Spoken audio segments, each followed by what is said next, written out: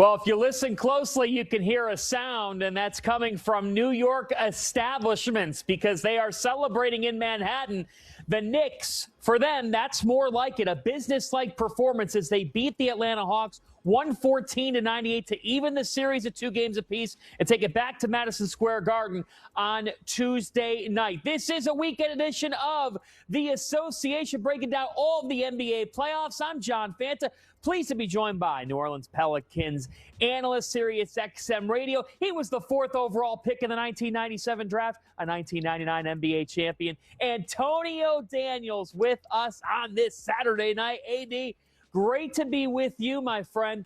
The New York Knicks coming off back-to-back 1-point losses tonight. Totally different case. They win in commanding fashion in Atlanta. What changed for the Knicks to get control back in this series? Okay, I'll give you 2 things that I saw from the difference from tonight as opposed to the 2 games you just referenced, John. One was the involvement of Karl Anthony Towns, the aggressiveness of Karl Anthony Towns. I know Jalen Brunson is that guy, but when the New York Knicks make a concerted effort to get Karl Anthony Towns involved, there's a different energy. There's a different energy, not just around him, but in the arena as a whole. That's one. And second, their defensive intensity picked up. They didn't simply sit back and drop coverage all night. They took the game to the Atlanta Hawks. They didn't wait for the Atlanta Hawks to take the game to them. They double teamed, they blitzed, they took the ball out of C.J. McCollum's hands. They made life a little more difficult tonight on Jonathan Kuminga and Jalen Johnson. What I love that the Knicks did tonight, 1, they involved Karl Anthony Towns, and 2, they were extremely aggressive off the jump defensively. Let's stick with Towns. He becomes the 4th Knick to have a triple-double in a playoff game, joining Walt Frazier, Dick McGuire, and Josh Hart. 20, 10, and 10 for Towns. Antonio, we've seen it throughout this season.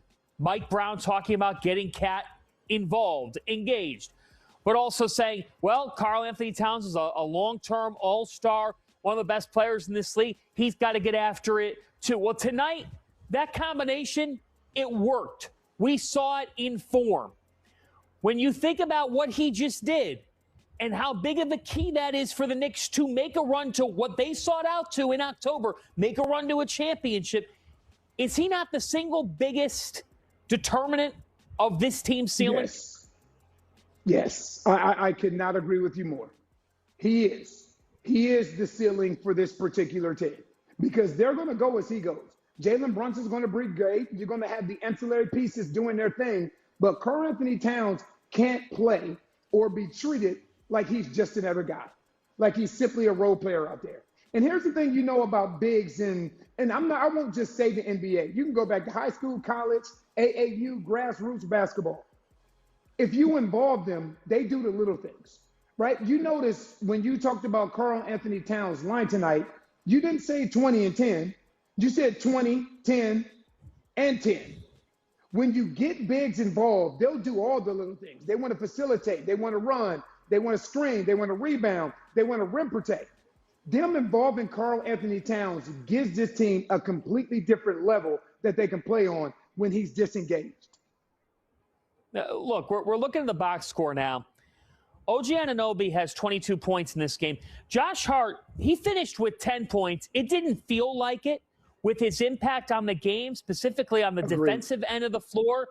Deuce McBride, Jordan Clarkson, Alvarado made some plays defensively. We did see a little bit less of Mikal Bridges in the minutes column. But Antonio, desperation brings something out of a team. And it felt like that from the jump tonight for New York. Like, this was a different Knicks team than the prior 2 games. And that goes back to what you were talking about defensively. Players not named Nickeil Alexander-Walker for the Atlanta Hawks shot a combined 5 for 31 from 3 tonight, AD. This is the most aggressive I've seen the Knicks defensively in this series. And again, there are different times throughout the course of games where you can ramp up the defensive intensity, right? In the last 5 minutes of games and the clutch time where games get bogged down. I'm talking about from the jump today.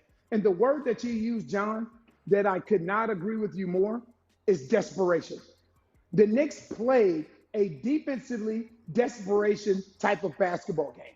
They did not wait. They didn't sit back and say, all right, well, let's see how the Atlanta Hawks are going to play. They took the game to the Atlanta Hawks from the jump. And Atlanta had a difficult time kind of adjusting, which had them chasing the game for the majority of the game. This is the best version of the New York Knicks for me, where you have different guys that are involved offensively, but defensively, you use that quickness, you use that speed, you use that aggressiveness, you use that athleticism, and get after teams and not simply sit back and wait for teams to throw the first punch.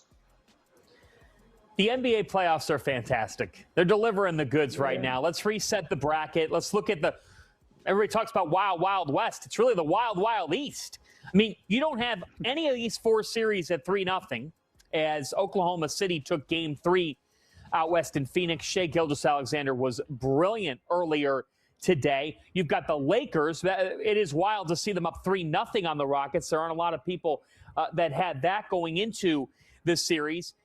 But then if you look at the East, the 8th seed, the Orlando Magic are up 2-1 on the Detroit Pistons.